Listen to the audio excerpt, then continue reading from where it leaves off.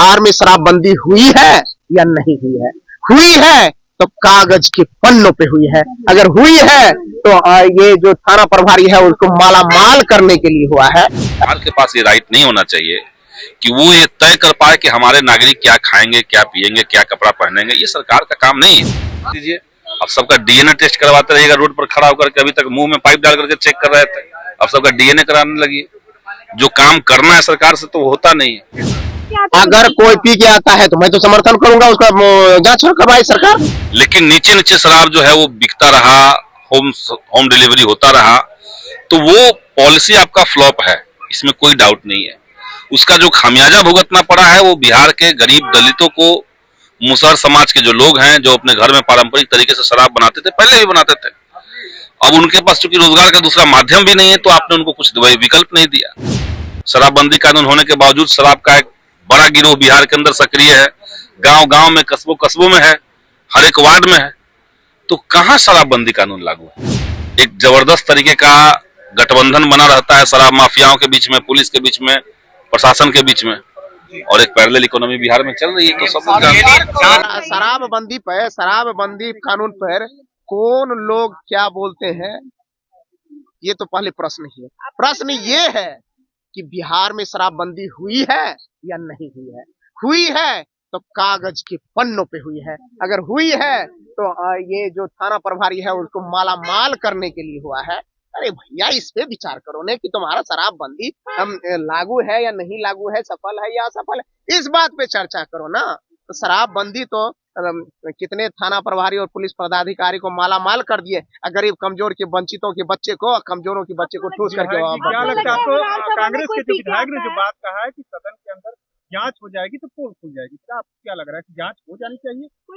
अगर कोई पी के आता है तो मैं तो समर्थन करूंगा, उसका जांच करवाए सरकार, क्योंकि गलत का मैंने हमेशा अपने व्यक्तिगत जीवन में नैतिकता का पालन करते हुए गलत का विरोध करना सीखा है। तो मैं कहता हूं अगर इस तरह की पॉलिसी अगर सरकार लाती है तो 100% गौतम कृष्ण समर्थन करेगा। क्या आप अपनी जांच कराएं? बिल्कुल, अरे अभियो करवाई ना भैया। तो लंबे समय से महसूस किया जा रहा है, हालांकि सरकार के पक्ष से ही शराबबंदी के कानून को लेकर के समीक्षा की बात आई थी, और हम लोग भी चाहते हैं कि जिस तरीके से 10 साल शराबबंदी कानून बिहार में लागू रहा, लेकिन नीचे नीचे शराब जो है वो बिकता रहा, होम डिलीवरी होता रहा, तो वो पॉलिसी आपका फ्लॉप है, इसमें कोई डाउट नहीं है। उसका जो खामियाजा भुगतना पड़ा है वो बिहार के गरीब दलितों को, मुसहर समाज के जो लोग हैं जो अपने घर में पारंपरिक तरीके से शराब बनाते थे, पहले भी बनाते थे, अब उनके पास चूंकि रोजगार का दूसरा माध्यम भी नहीं है तो आपने उनको कुछ विकल्प नहीं दिया, तो वो लोग जेल में डाले जा रहे हैं। और एक पैरेलल इकोनॉमी बिहार के अंदर, जिसमें सरकारी तंत्रों का भी जाहिर सी बात है कि इस्तेमाल हुआ है, एक पैरेलल इकोनॉमी बिहार में स्थापित होती जा रही है, उस पर अंकुश भी लगाना चाहिए। और देखिए, हमारा मानना है कि सैद्धांतिक रूप से किसी सरकार के पास ये राइट नहीं होना चाहिए कि वो ये तय कर पाए कि हमारे नागरिक क्या खाएंगे, क्या पिएंगे, क्या कपड़ा पहनेंगे। ये सरकार का काम नहीं है। आपका काम है शासन व्यवस्था दुरुस्त करके चलाना, और एक तरह का आप सर्विस प्रोवाइडर हैं, आप जनता से टैक्स का पैसा लेते हैं, उसको सर्विस देते हैं। लेकिन हम गाइड करने लगेंगे डंडे के जोर पर कि आपको ये करना है, वो नहीं करना है, तो वो सिस्टम के लिए ठीक नहीं है। वो हम मानते हैं कि वो उचित कार्रवाई नहीं है। 16 लाख जो है गिरफ्तारियां हुई हैं, लेकिन लोग कह रहे हैं कि तस्करी अभी भी जारी है, तो क्या ये वाकई में कानून से लोग कहेंगे तब जानेंगे बिहार में कौन नहीं जान रहा है। आप सब लोग मीडिया के साथी क्या नहीं जान रहे हैं कि शराबबंदी कानून फ्लॉप कानून है? शराबबंदी कानून होने के बावजूद शराब का एक बड़ा गिरोह बिहार के अंदर सक्रिय है, गांव गांव में, कस्बों कस्बों में है, हर एक वार्ड में है। तो कहां शराबबंदी कानून लागू है? उसके नाम पर जो हो रहा है वो पैसे का लूट हो रहा है। एक जबरदस्त तरीके का गठबंधन बना रहता है शराब माफियाओं के बीच में, पुलिस के बीच में, प्रशासन के बीच में, और एक पैरेलल इकोनॉमी बिहार में चल रही है। तो सब लोग जानते हैं। जांच कराने की बात कही जा रही है कि सदन के अंदर जितने भी लोग हैं उनका डीएनए चेक होना चाहिए। लोग भी शराब का सेवन करते हैं, डीएनए चेक करके क्या कीजिएगा? उससे पता चल पाएगा कि सदन में जितने लोग बैठते हैं वो लोग शराब पीते हैं कि नहीं। ये कौन मांग कर रहा है? कांग्रेस के विधायक सत्ता पक्ष पर आरोप लगा कह रहे हैं तो कहने दीजिए। अब सबका डीएनए टेस्ट करवाते रहिएगा रोड पर खड़ा होकर के। अभी तक मुंह में पाइप डाल करके चेक कर रहे थे, अब सबका डीएनए कराने लगी। जो काम करना है सरकार से तो होता नहीं है। कल सदन के अंदर ग्रामीण विकास विभाग पे चर्चा थी, आप लोग भी सुने होंगे। जीविका को लेकर के सरकार लगभग 2 घंटे तक आत्मूग तरीके से बात रखती रही।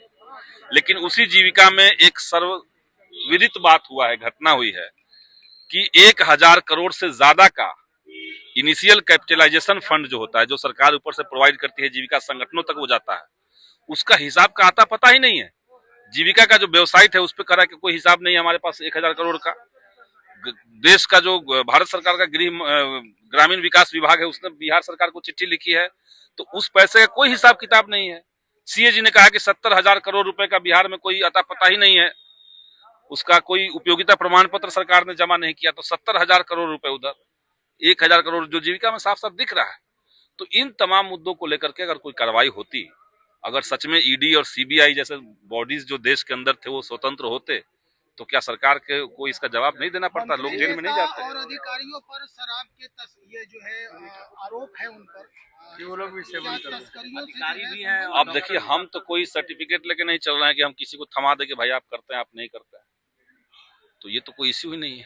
तो आपको लगता है कि ये लोग अब हमको लगने से वो दारू पीने लगेंगे, हम वो नहीं लगने से वो नहीं पियेंगे।